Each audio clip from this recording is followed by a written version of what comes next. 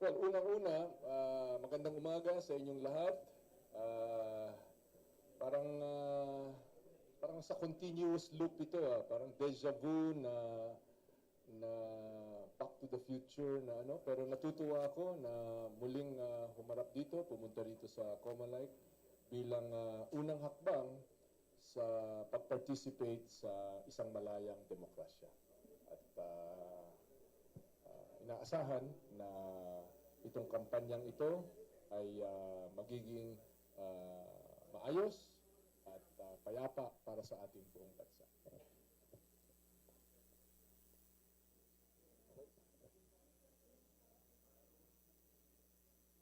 Hi, sir. Good morning. Hi, Sir, good morning. are you satisfied with how how the administration is handling the issue on inflation rate? Because I understand you also gave your advice in terms of how to solve the problem of inflation. Well, lahat ng mga public servant nais na tumulong sa kapakanan ng ating mga kababayan. Para sa akin, bagaman talagang mahirap itong desisyon na ito dahil nagsimula na yung bagong chapter sa buhay ko, yung sa katahimikan, family life. Nakita ko na maraming hirap pa rin. At may mga solusyon naman na mukhang hindi napag-uusapan man lang. So kung makakatulong tayo, bakit hindi? At ang layon ko ay para makatulong, maging makabuluhan ang buhay ko, hindi lamang na tahimik na retirado na nasa tabi, pero kung may maitutulong tayo, handa naman tayo. Hes COC and then Philippines. Sir, the last time you ran, it was under the administration part. But right now, you are in the opposite. So how different is this campaign going to be, or how difficult is this going to be for you? Well, it'll be a difficult campaign, as all campaigns are. Is English? Medyo kalawang ako, matagal na ako wala. So, sa English naman. Well, all campaigns are difficult.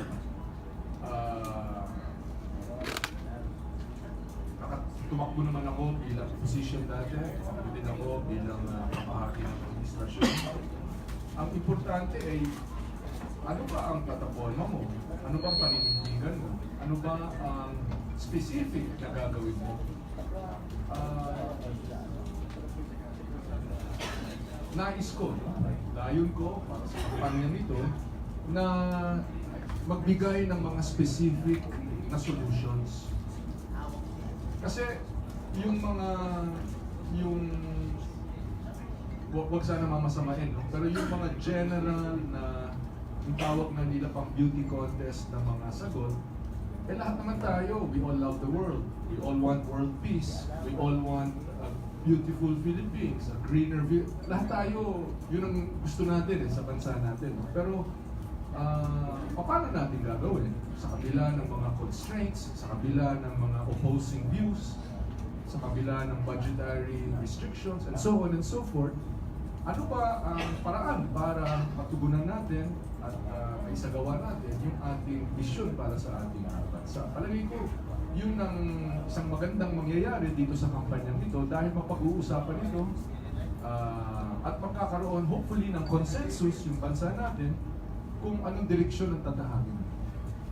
So, administration, opposition, I've experienced both. But I think it's yung laman ng iyong hinahain sa mga mamamayan. Sir, good morning. Joe Vicky Box na Inquirer. Sanita ko sa good morning. Side view naman. Almost 3 years after the 2016 campaign, yung vitriol parang nandito pa rin, parang hindi pa rin tayo nakakamove on sa 2016 na campaign. How do you intend to address that? And ano yung magiging way ninyo para kumbaga yung mga criticisms na 2016 pa ibinabato sa inyo ay may address na ninyo sa kampanya ito? Well, Una-una ako, nakamove on na ako. Kaya naging mahirap itong desisyon nito dahil hindi basta-bastang parang patuloy lang. Ito yung gawain ko kahapon, ito yung gawain ko itong linggong ito rin ang gagawin ko next week. Talagang lumabas na ako sa arena. No? Sinabi ko nga na ninais ko maging Pangulo dahil may mga nasa isip akong mga lutas o solusyon sa mga problema ng bansa. Hindi ito nangyari. Natalo ako at tanggap ko yun. Ganyan talagang buhay. So, in that respect, tapos na yung chapter na yun sa buhay ko. Kaya medyo natagalan o nahirapan ako na magpasya kasi babalik ka ulit sa arena. Iba yung nasa arena ka na tapos yun din talaga yung buhay mo, yung gawain mo. Nakalabas na ako. Ngayon,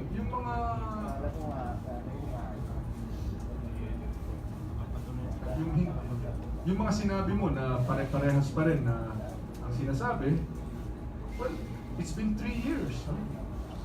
Hindi kami ang may hawak ng gobyerno. Hindi kaya I don't, excuse me, no. I don't want this to be a time to go one item by item. No? But let me just give you an example. Merong sinasabi yung so-called Yolanda funds na pinapalit sa atin. Tanungin niyo ang DBM. Di ba? Yung mga bumabato nito, sila ngayon ang may hawak ng gobyerno. Nasa DBM, nasa Department of Finance, nasa Department of Treasury. Sila yung ang may hawak ng record kung anong mga pera ang pumasok mula sa labas, anong mga pera ang hawak ng gobyerno at saan napunta ito. Makikita na walang connection si Roxas dyan. Ngayon, yan ang facts, yan ang totoo. Yung mga ayaw pang makita yung katotohanan, hindi ko alam kung anong magagawa ko, no? Pero ang akin naman is actively ipakita kung ano ang katotohanan. So isang halimbawa lang yan. But this campaign is not about 2016.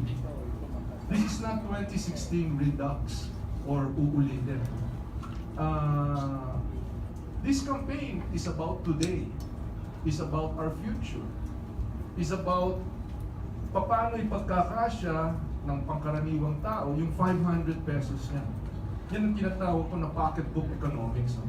Sa kabila ng lahat itong mga macro, iba pang mga policies ng gobyerno, ng mga ekonomista at lahat ito dapat pumasok ito sa loob ng pocketbook economics, 500 pesos a day na siyang pangkaraniwan, no? Na hawak ng isang mamamayang Pilipino araw-araw. Yan ang kinikita niya more or less on average isang araw.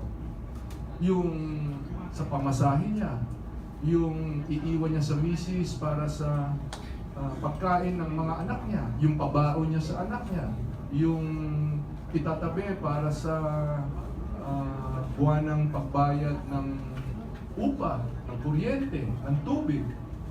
Lahat yan kailangan magpasok or pumasok sa 500 pesos a day.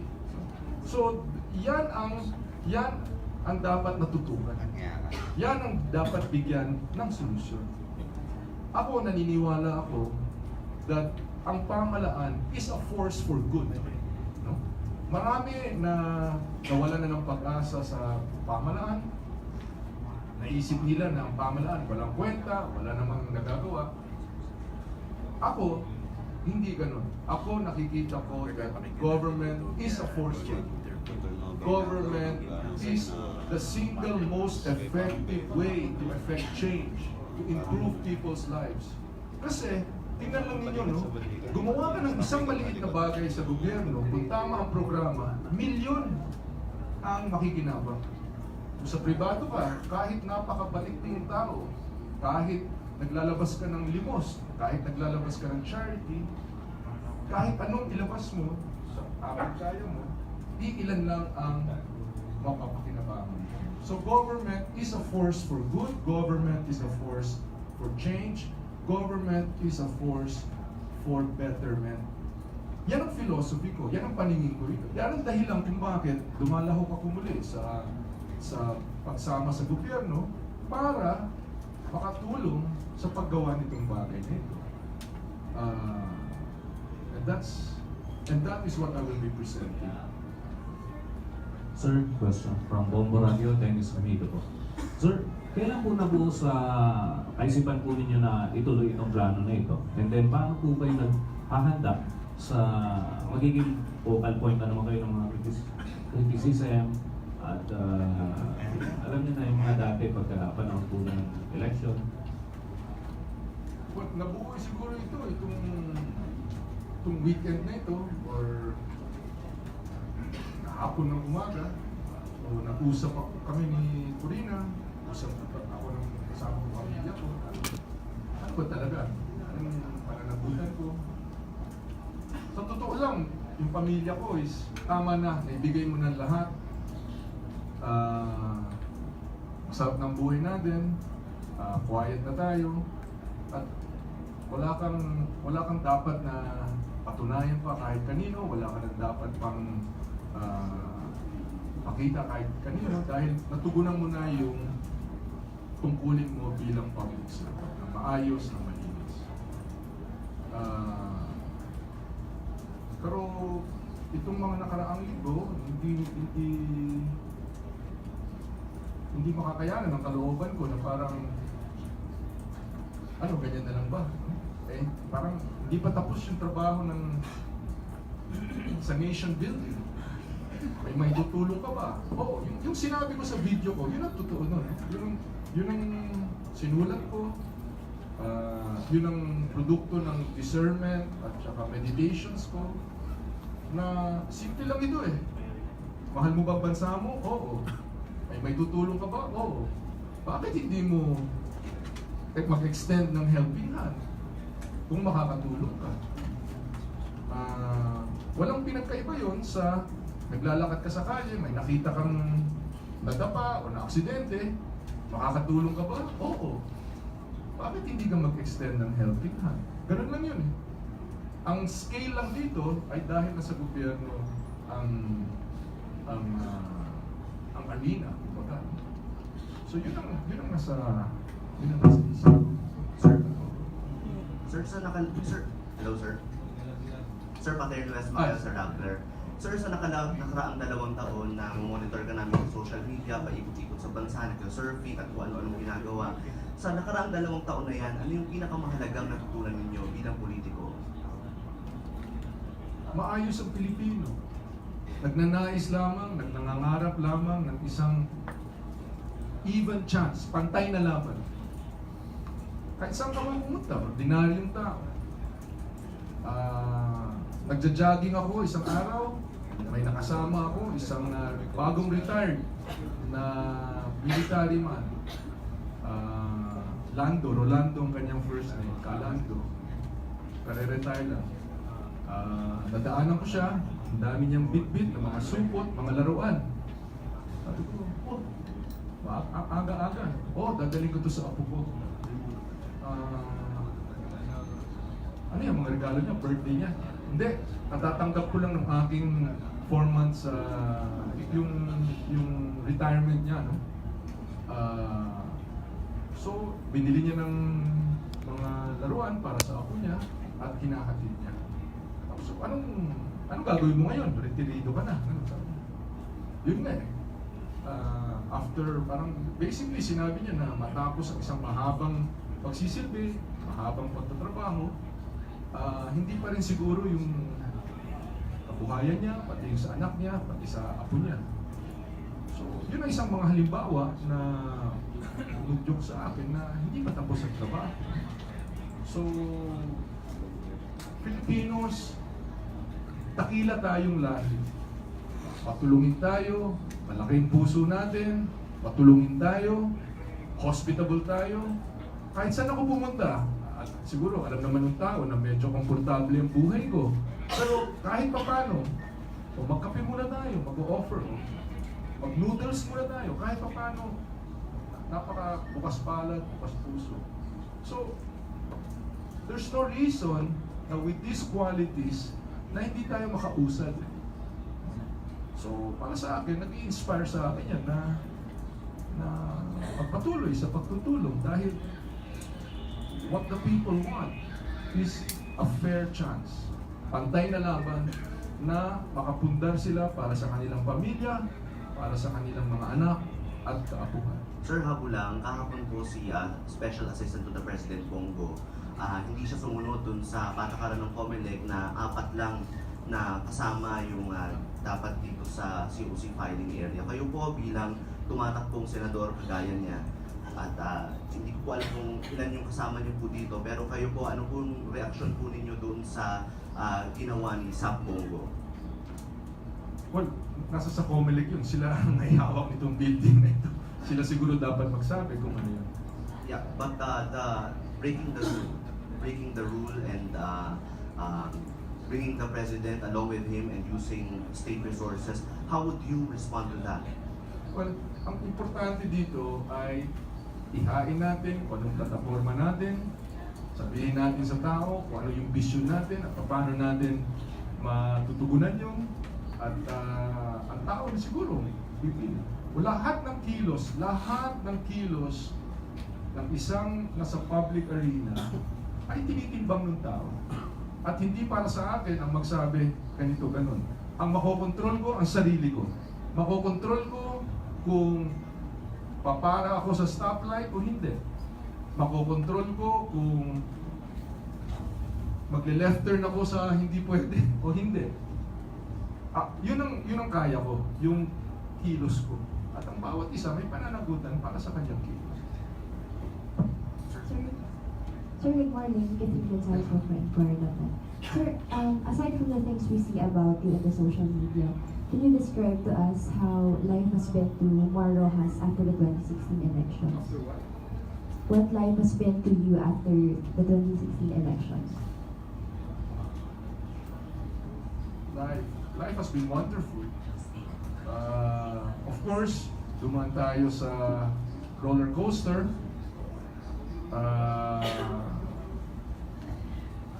Naranasan ko rin yung sinasabi na merong steps of grief and recovery. Yung nagsisimula sa anger, tapos denial, tapos distancing, tapos broadening of perspective and insight and understanding, hanggang maka-move on ka na, diba? Ganyan ang buhay. So, ano, pero masarap na may sapat na panahon para sa pamilya. Masarap na hindi lahat ng kilos mo, lahat may commentary. Diba? Pero kasama yan eh. Kung gusto mong tumulong, kung gusto mong sumama sa public arena, ay kabahagi yan nung lugar na yan. So, okay, I'll just take the last one. Sir, sorry. Do you see... Lady. Go ahead. Sir, Catherine from ABS-CBN. Sir, you've been mentioning that you're here to outline your platforms and you're here to give Filipinos a fair chance. How exactly? I'm running. Yes, sir. How exactly do you plan to achieve this? What are the specific platforms? What are the primary problems that you intend to solve should you win another term? Tulad ng sinabi ko na yung kahirapan sa buhay, pinakamalaking problema ng pangkaraniwang Pilipino. Paano niya ipagkakasya yung kanyang budget sa kanyang mga pangangailangan. At yung ating plataforma ay nakatuon doon. Siguro hindi ito ang panahon para ilatag lahat yan, pero malinaw sa akin na may mga specific na kilos. Halimbawa, i-repeal natin yung automatic na pagpataw ng buwis sa produktong langis na nasa tren. Tulungan natin yung mga nasagasaan ng tren. Yan, specific yan. Hindi ako nagre-regret ng boto, ganun, bumoto, pero hindi bumoto, pero hindi. Ako malinaw. Ako repeal.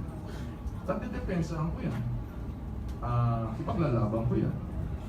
Yung automatic na pagpataw ng buwis sa produktong petrolyo.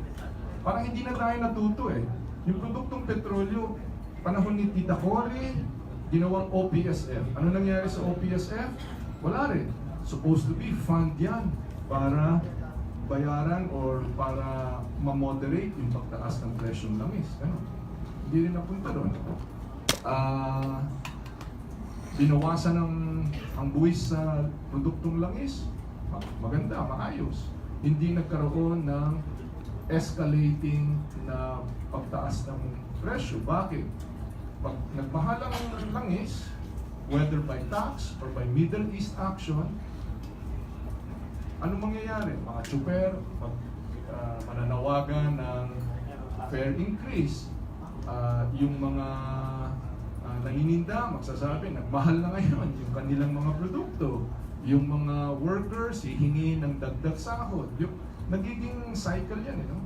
So, yung buwis, kilos ng gobyerno yan. So para sa akin, bakit magiging kabahagi ang gobyerno sa pagpapahirap sa tao?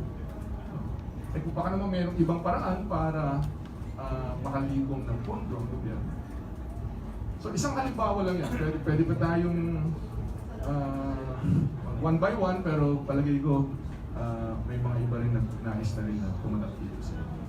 Sir, after 3 years po na nagpahinga kayo, do you see yourself being back in the political arena for good or one time lang po ito for Senator? Alam nyo, one of the things na pinaka ini-enjoy ko sa buhay ko na ito, senior citizen card, 20% discount. Di ba? Ang sarap na kahit saan ka pumunta, may diskwento ka. So masarap ang buhay ng retirado.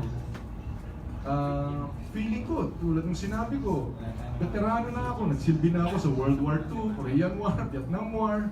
No? Pero, palagay ko, kung merong mga mananakop na pumasok dito sa bansa natin, kahit veterano ako, lalaban pa rin ako. Diba? Yun ang feeling ko. So, hindi pa tapos ang trabaho, may mga problema pa, may mga maitutulong ka pa. Kaya sinabi ko, kung pakiwari ng mga kababayan natin na makakatulong pa ako, handa akong gampanan na ang pagtulong. May kasabihan akong parating sinasabi in private, pero siguro nasabi ko, uulitin ko, no? Na I don't have any quit in me. Meaning, hindi ako sumusuko, hindi ako nagsusurrender. I don't have quit in me. And I'm not going to quit on our country. So, yan ang dahilan kung bakit nandito ako. At bilang pangwakas, alang-alang sa sinusuot mo, may the force be with you as it is with all of us. Maraming salamat. Magandang umaga sa ating. Thank you. Yan ang interview kay dating Senator Dilin Kalihim sa ilalim ng administrasyon ng Pinoy na si Maro. Siya kauna-unahan na